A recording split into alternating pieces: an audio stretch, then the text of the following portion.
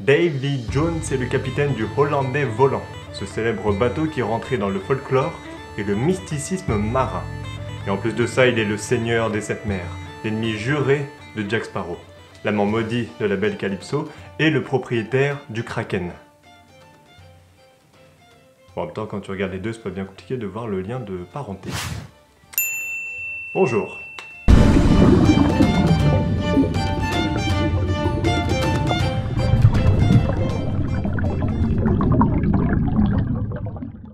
L'équipe de scénaristes et celle des effets spéciaux ont puisé dans les ressources offertes par l'histoire, mais aussi la culture, pour nous pondre l'un des méchants les plus iconiques, et surtout, avec des techniques les plus novatrices. Et tout ça, avec des fruits de mer. Cocasse. Ici, hein. C'est cocasse.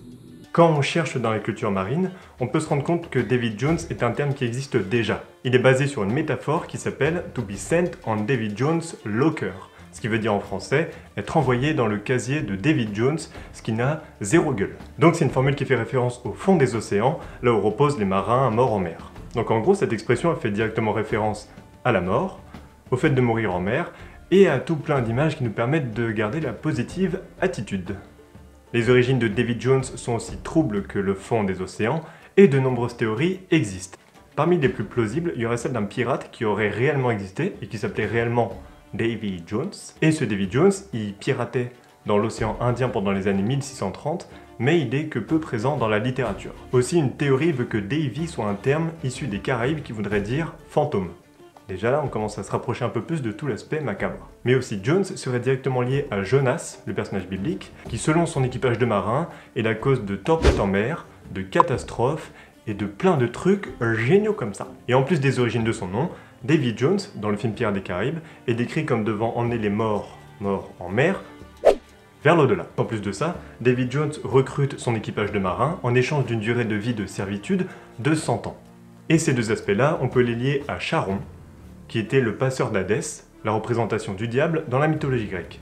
Et donc ce personnage-là a pour fonction d'emmener les morts sur le fleuve du Styx jusqu'aux enfers. Et pour être emmené jusqu'aux enfers, les morts devaient payer un tribut. Et si tu ne peux pas payer ce tribut-là, tu vas errer sur les fleuves du Styx pendant 100 ans. Et donc par ces deux aspects-là, on peut voir la ressemblance entre Davy Jones et Charon Stone. Les inspirations du personnage étant trouvées, il nous faut maintenant voir quel esthétisme lui donner, et aussi, et même surtout, comment le mettre en scène. L'apparence de l'équipage du Hollandais Volant a été choisie pour être un mix entre de la faune et de la flore aquatique. C'est pour ça qu'ils ont des huîtres et des moules sur les gueules. L'apparence de Davy Jones a été inspirée d'un poulpe. Et faute de poulpe humanoïde qui parle avec un accent hollandais, il nous faut trouver un acteur qui portera une combinaison de capture de mouvement. La production fait alors ses petites recherches, et parmi ces acteurs en liste, il y a Jim Broadbent, qui joue le professeur Slughorn dans Harry Potter, et Ian Glen, qui joue Jorah Mormont, ce célèbre chevalier du clan Friendzone dans Game of Thrones. Et en plus de ce Ian Glen, il y a un autre Ian, ça fait beaucoup de Ian, qui est Ian McShane. Alors, ce bonhomme, il a pas eu le rôle, mais il a eu celui de Barbe Noire dans Pirates des Caraïbes 4. Mais ce qui est cool, c'est que le designer s'est inspiré de la barbe de Barbe Noire pour créer celle à tentacules de Davy Jones. La barbacule. Et en plus de ça, quand Davy Jones est en forme humaine dans Pirates des Caraïbes 3, il est représenté avec une longue barbe, mais aussi un long manteau rouge. Et quand on sait que Barbe Noire est réputée pour avoir une barbe noire et un long manteau rouge, la boucle est bouclée entre ces deux personnages. Apparu en 2006 dans Pirates des Caraïbes 2, Le Secret du Coffre Maudit, et créé par Gore Verbinski, le réalisateur, mais aussi Ted Elliott et Terry Rossio, les scénaristes, Davy Jones est interprété par l'acteur écossais Billy Nighy en combinaison de capture de mouvement. Et cet acteur, il a donné un style très à l'anglaise au personnage, là où de base il était censé représenter le démon et être vraiment très sinistre. Et c'est d'ailleurs l'acteur Billy lui-même qui a donné beaucoup de vie au personnage, en lui donnant des mimiques particulières, mais aussi des bruits de bouche tout autant particuliers. L'équipe des effets spéciaux a même dit qu'à chaque plan, ils lui trouvaient plein de nouvelles mimiques et qu'ils ont dû au final créer plus de 700 animations juste pour son visage. À la base, Gore Verbinski, le réalisateur, voulait que le personnage ait un accent hollandais. Ce qui serait logique parce que c'est comme le capitaine d'un fucking bateau qui s'appelle le Hollandais Volant. Mais l'acteur il a fait I don't do Dutch, so I decided Scottish. pas le temps de tergiverser quand t'es un poulpe.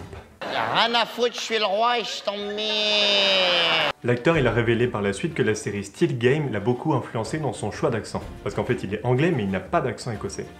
Et il voulait être très distinctif. Et il y avait un autre acteur, Alex Norton, celui qui joue le capitaine d'un bateau qui se fait destroy par le Kraken.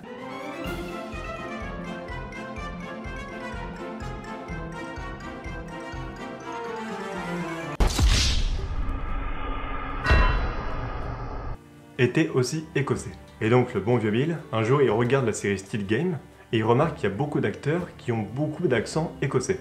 Et il s'est dit je vais m'en inspirer pour essayer d'être très particulier comme personnage avec une nouvelle dimension.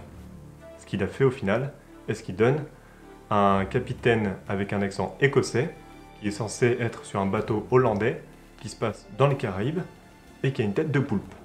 Tout va bien dans le meilleur des mondes. David Jones est un personnage totalement numérique, comme l'entièreté de l'équipage du Hollandais volant, sauf Bill le bottier, aussi appelé Bootstrap Bill. en VO. Merci Google. De rien Beaublon. Créé par la société d'effets spéciaux ILM, le moindre de ses mouvements a été repris par ordinateur sur une combinaison de capture de mouvement. Et Pirates des Caraïbes 2 a alors utilisé une technologie très spéciale pour cette motion capture. D'une image en 2D, ils étaient capables d'en extraire les performances d'acteurs en 3D, qu'ils ont par la suite pu animer, pour après leur donner cet aspect de créature, et ensuite les replacer sur la combinaison de l'acteur. Et c'est là qu'on a le résultat qu'on voit au final dans le film. Tout ça a permis de simplifier la direction des acteurs puisqu'ils étaient directement sur le tournage, au sein des décors, qu'ils soient réels ou construits, et non pas sur des fonds verts ou bleus comme on faisait à l'époque. La performance capture était tellement bien faite que beaucoup de spectateurs pensaient que l'acteur avait du maquillage ou des prothèses, alors que non. Il y avait juste une tête de panda. Pour réaliser la texture du personnage, ils se sont inspirés d'une capsule de café qu'ils ont trouvée dans une poubelle. Si ça c'est pas la classe, qu'est-ce que c'est? Donc ils ont pris cette capsule, ils l'ont scannée pour l'éditer dans Photoshop, et en jouant un peu avec les calques, les filtres, etc., ils en ont ressorti une espèce de texture un peu rocailleuse et flétrie qu'ils ont ensuite adaptée à la peau du personnage, et qui est ce qu'on voit au final dans le film. Mais l'une des plus grosses galères pour animer le personnage, en plus de toutes ses mimiques, c'était la barbacule qui avait plus de 40 tentacules. Alors pour concrétiser cet aspect un peu gluant et collant que devaient avoir les tentacules, ils ont eu l'image d'une veste en cuir et d'un spaghetti mouillé que tu viendrais coller dessus. Alors ils sont super inventifs, mais moi j'ai une théorie, c'est qu'ils ont créé le personnage pendant une pause déj. Parce qu'entre les spaghettis, le café et les inspirations fruits de mer, je crois qu'ils avaient la dalle. Ces tentacules sont très importantes puisqu'elles montrent toute la monstruosité du personnage. Surtout pendant cette scène où il arrive à fumer un corsaire avec.